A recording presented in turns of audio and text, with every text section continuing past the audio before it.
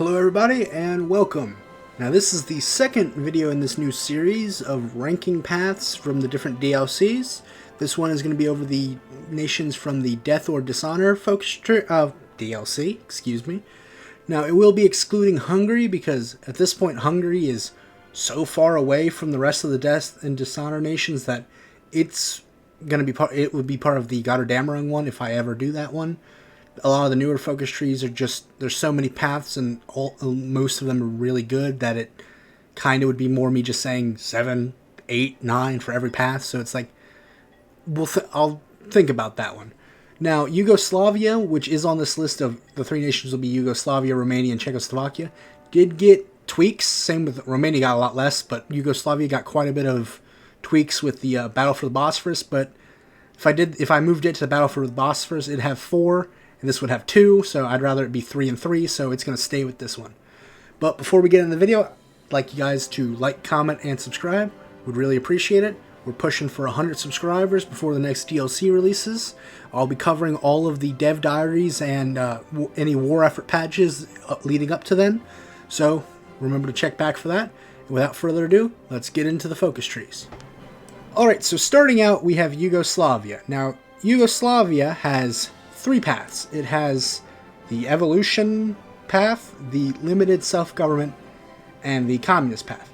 Now, with this one, it's a little bit more free-flowy. We're getting to the Battle for the Bosphorus era, which is, I wouldn't say necessarily modern, but pre-modern. Hearts of Iron 4, where like some of the trees are getting free-flowy, where like you can do different stuff depending on different focuses. So, pretty much the Sign the Tripartite Pact, the End the Regency Pact part, I'm not really going to try to count towards these 2 focuses because you can do either by doing either way. So I'm going to try to keep it to this part of the tree for the limited self-government and for this part of the tree for the evolution, because if not, like, there's so much overlap it doesn't really matter. So we'll start out with the tree that I believe is the worst, which is the evolution tree. I gave it a 1 out of 10. I don't play this tree. It is just so much worse than limited self-government, and there's just no reason to do it because, again, all this part's pretty much shared, so it's like, so these don't really give you a reason to do it. And pretty much the reason they're all worse is you have a lot of decisions. Either you can give away territory, which that's awful. Why would you ever want to give away territory to remove these debuffs when you can do it without doing that? Or you can slowly, like, you can mitigate its debuff, and then it'll go away eventually. It's like with this, you can have the Croatian opposition, but then you have to wait for 1,250 days to get rid of the other half. With this, you have it, and again, another 1,000 days. And then this, you not necessarily have it, but a lot less. And then again, another 1,000. Like, it's just not great. Like, you can, with this one, crush the Ustasa, but it can lead to a uprising, which anything that risks it when you don't have to do that over here, just automatically just more and more points taken off. I believe this is the historic tree, the evolution path, so it's trying to be historical, which Yugoslavia was not facing a good time at the time, so it's trying to represent that. So I understand why it's not good, but that's not going to change my ranking of it. It's bad. It points for accuracy, but that doesn't make it a fun path. Moving over, we have limited self-government. Now, I gave it a 7 out of 10 because it's pretty fun. You can devolve your country into little pieces. They get their own focus trees, and granted, they don't do the industrial ones until like 1940. So like, it is what it is. But even if you don't do it just to get the industry, even if you like tear yourself apart and then instantly put yourself back together, you do get units that are fully trained and fully equipped from doing this. Like, they give you these militia units, which are not terrible, but not great. And you get rid of all your modifiers. Like, you get rid of Croatian opposition. Where is it? You give like, one of them does, it gets rid of, this one gets rid of Macedonian opposition. Like, you get rid of all your debuffs by doing this, which is great. Now, some of these don't work the way they're supposed to. Like, I think some of them don't give as many units as they say. Like, they might have fixed that, but overall, it's not bad. I mean, even just for the free units, it's great. And the real reason it gets a 7 is that when you reunite the kingdoms, this actually can core if you have a puppet of Hungary, Bulgaria, and Transylvania, and like you'll have Transylvania here, but if you give them their cores in the rest of Transylvania, you can core all of that. So you can core Bulgaria, Hungary, and Transylvania as Yugoslavia with this path, and you cannot do that with this path. That automatically makes it way better. And to be honest, it's not that hard to like now with Hungary not flipping fascist. It might be a bit harder now because what you do is go in on Bulgaria, puppet them. You've split yourself into so many pieces. So then you only have this little border here. You have all these troops because like you don't call Transylvania in, and it's like they spread their troops all the way out up here on this border, and then all the way across Bulgaria, and you'll have this little line across the river. You hunker down for a little bit. They throw themselves at your line for a minute. Then you bust over, and then you can either call in or you defeat them. You call them in before they capitulate. You gain Transylvania, and then once they were fascist, you go in after that because they're not going to get you in. So that might be not as easy as it used to be, but you can easily get Bulgaria, at least. Like, Bulgaria, so you can core Bulgaria for free. Like, it's the easy, because you can just justify on them and then puppet them and then core them. So, like, at minimum, you're probably going to get Bulgaria pretty easily, and they can't fight back. They're going to have their army restrictions. So it's overall a pretty good tree that you can have some fun with, and it has variation because depending on how long you stay separated is how much extra factories you get and how many nations you can puppet before you put yourself back together for how much cores you can get. So it has a lot of difference to it. I like it. Moving over, we have the Pan-Slavic, like Yugoslavia's path to communism, which I also gave a 7 out of 10. It's really good too. I couldn't really decide which is better, so I gave them the same score. Because join the Comintern, that's not a real path. You can join the Comintern either way, so it's like, why even consider this a path? And you can really you can just stop like form the Federal Defense Council, because you easily get rid of all of your debuffs with one focus, very strong, and then you can just do this for extra defense, which is really nice for defending against the Axis. Then you can be in the Comintern, it's very nice. Or you can do this Pan-Slavic Workers' Congress and like boost ideology and then instigate coups. Like, honestly, even if you're not trying to get them to win and you just like do one in like Hungary and Bulgaria and Romania, just so that they're not in the Axis, or they're just way weaker when they join the Axis, so it's easier to hold, or to make the Soviet Union easier to take them out. Like, it's just, you can work it in multiple different ways, where you either make yourself a big faction with spies and all that, or you just use it to weaken your neighbors. So I think it's just overall a pretty nice path, nothing to complain about. Moving over to Romania. Now, Romania was a little bit hard to determine based on, because of just how its tree is built with like the flexibility it has and different things. So I determined that it has 3 paths as far as I'm concerned. It has the monarchist, His Majesty's loyal government, handle the king, and then forced abdication, or King Michael's coup, whatever you want to consider that path. So the way I thought about this was, this decision over here doesn't, well, it is kind of part of your politics because you have to do Balkan dominance to do His Majesty's loyal government. The thing is, I don't see a reason to not really ever not do Balkan dominance, because while there is stuff here like this 1% is nice, you can get that over here with the Sentinels, and you can keep Sentinels with these paths for a while at least. So that doesn't really pull you over. Like, joining the different factions isn't that big a deal, because if you do these focuses, you'll get the amount of ideology to join them eventually. So it's not like that's not like that's a big deal. The the Polish Romanian alliance is kind of interesting, but I wouldn't say that's enough to make this part matter. So I really just didn't consider it, because you can do all these paths besides like the monarchist either way. So just really didn't consider it. So moving over, I have the King Michael's coup and the handle the king tied at a 3 out of 10. Now, the reason I kind of had them pretty low is that it's not really that fun to play this. Like, it is cool, you can switch ideologies, and like King Michael allows you to flip different factions, but the problem with it is, realistically, if you're playing and you're anywhere decent at the game, you're playing to win. Like, if you're on the German side, you're playing to capitulate the Soviet Union. So, like, realistically, you're not, like, gonna want to flip sides. Now, I guess it can work where you capitulate the Soviet Union, then flip to join the Allies, but then the problem is that Germany's and you have capitulated the Soviet Union, so now Germany's gonna be really hard to defeat, and you're gonna be the only one in Europe, unless they totally get dumpstered. Like, Italy's already been civil war, they're already D-Daying, and somehow you were able to kill the Soviet Union while that happened. But, like, so, like, it's niche, is what I'm saying, is that, like, it's cool, the little ability's cool, it's just, it's not enough to make me really want to play it, because then it has to be, like, I have to play balance act of when I want to switch factions, and how hard I want to fight for one versus the other. Like, it's just, it's not super important. Same with, like, Handle the King. Like, it's just, you pick your ideology group, you can get a little buff for either one, for any of the ones you pick, but you can only have one at a time, and just, it's not that important to me, to be honest.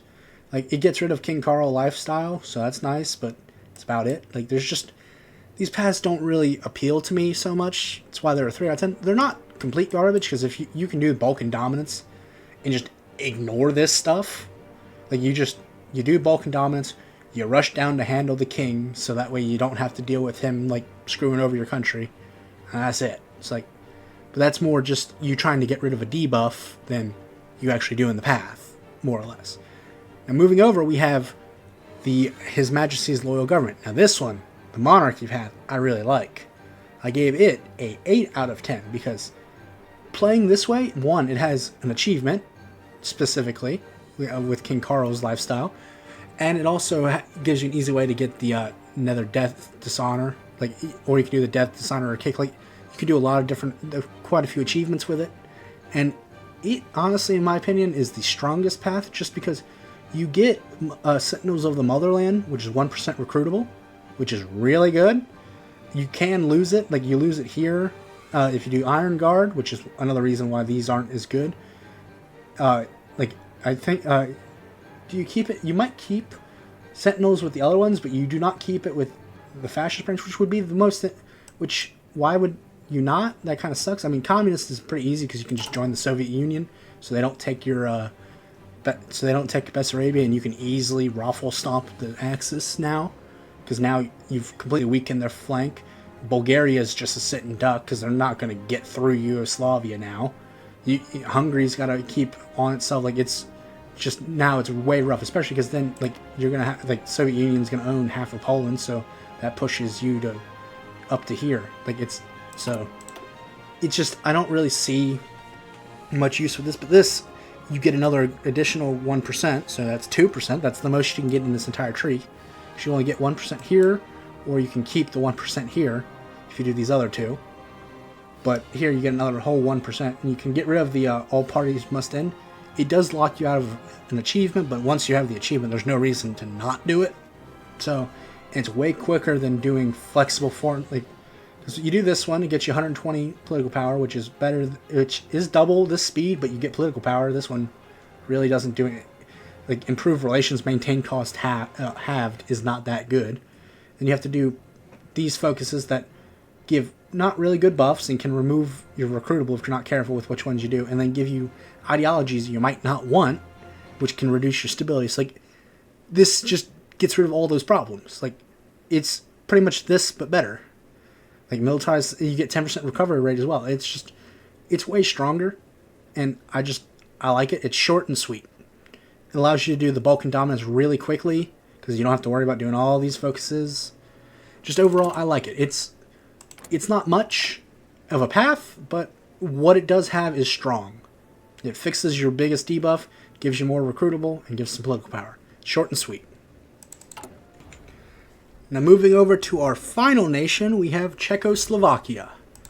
Now, Czechoslovakia, as far as I really care, has a similar thing with Romania, where, like, there's different things and you can do with different paths, and, like, what should count to one path versus another. So that was a little hard.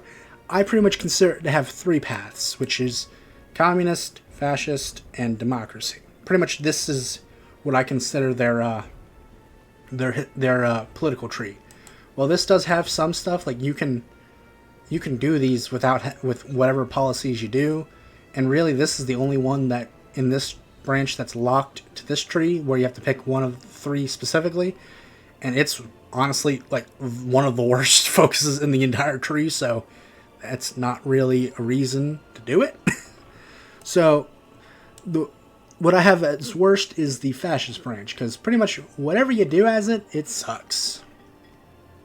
Because you can either do the national fascism, which requires you to have a lot of fascism support, which, I mean, it's slowly it ticks up the slowest. Like, you don't need nearly as much for communism. You really only need 30% have. So, like, and you also have to get rid of divided nation, which means you have to go all the way down to united population. So, like, it's just not good to get. And you can do valuable partners, so you can join the Axis. So, like, you have to rush down certain things to get into the Axis. Like, it's just so they don't Sudetenland you. Or you can become a satellite. Why would you ever want to be a satellite? That sucks. Or you can do Czech consolidation, which removes divided nation, but gives you a civil war. And you still need the 60% support. So it's like, it's not even like it's a faster, like, I mean, I guess it is a little faster because you don't need the divided nation, but you're probably going to be able to get the united population before you get to 60% is the thing. Like, the one benefit it has, I don't think really even matters. So, like, it's not good. Like, it does give you a war goal on Hungary, but if you're not fast enough, they're going to be in the Axis. Well, does it matter? I guess you can just, because you need 50% support here, so you can get to here before doing this stuff, but still. And then Polish question, which is, like, you can do stuff with Poland. I think it might just give you and Germany a war goal, which can just lead to a war with the Axis, with the Allies. So, like, that's not very helpful a lot of the time. So I don't think it's just not a good tree. It's really bad. Now, moving over, we have democracy. I gave democracy a 5 out of 10. Now, the reason I really did this is you can get extensive conscription, which is nice. A Beacon of Liberty is all right, like 10% defense and then 7% research speed. That's pretty nice. As with the 10% defense, you have all these you can get all the forts. It's pretty strong. Like, realistically, it's kind of fun to stand against the Germans, like the beacon of democracy in the middle of Europe, fighting everyone. And if you hold out long enough, Germany's going to collapse anyway, just because, like, either the Austro conspiracy or economy of conquest is just going to cripple them now. So it's not that bad. And you can also, because everyone around you is going to either be occupied or join the Axis, you can potentially form the Austro-Hungarian Empire as the Democratic Czechs, which is pretty fun. I mean, it's not super easy, but you can do it, so that's fun. So I gave it 5 out of 10. It's a playthrough. You can do it and have fun.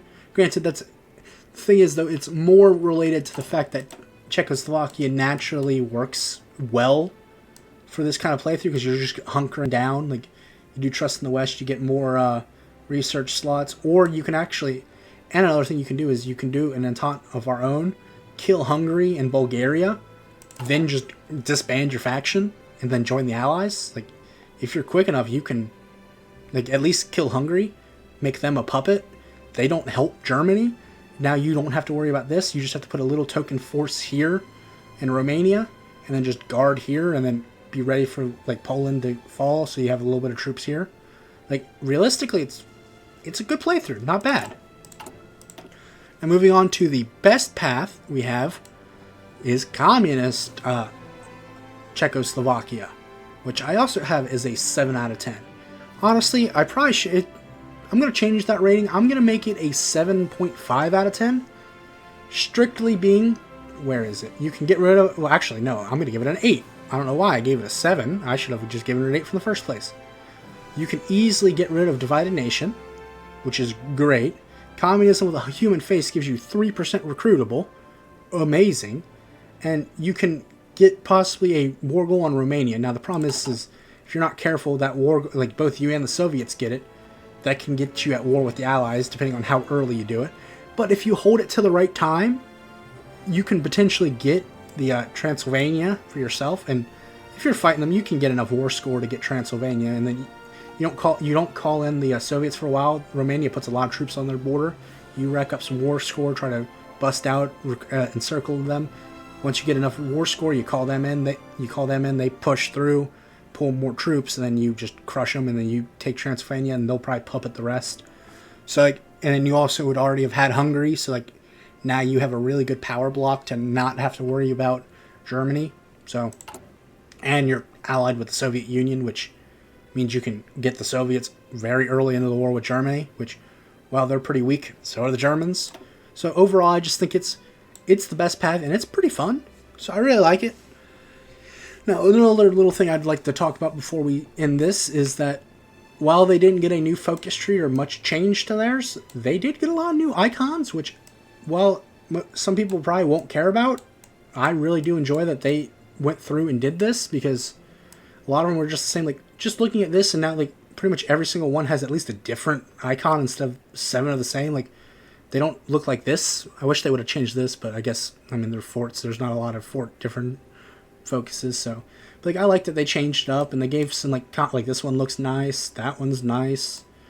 I love that they went through and changed and actually put the flags of the nations. Like, this was not here, I don't believe. They also, like, that's just, it's so much nicer when they do stuff like that. Makes it easier just to, at a glance, tell what's going on with what focus.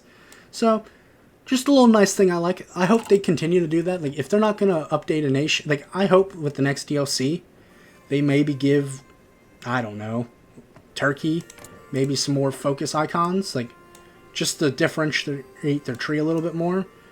Just, they actually have quite a few nation, like, they're a pretty new nation, to be honest, and, like, they have a lot of differential, but maybe just a few here and there. Nothing much, just a little visual change. But that should wrap it up for there. I'll see you in the next time. We will be going over, I believe it will be Waking the Tiger next time, so look forward to that. I'll see you guys in the next one.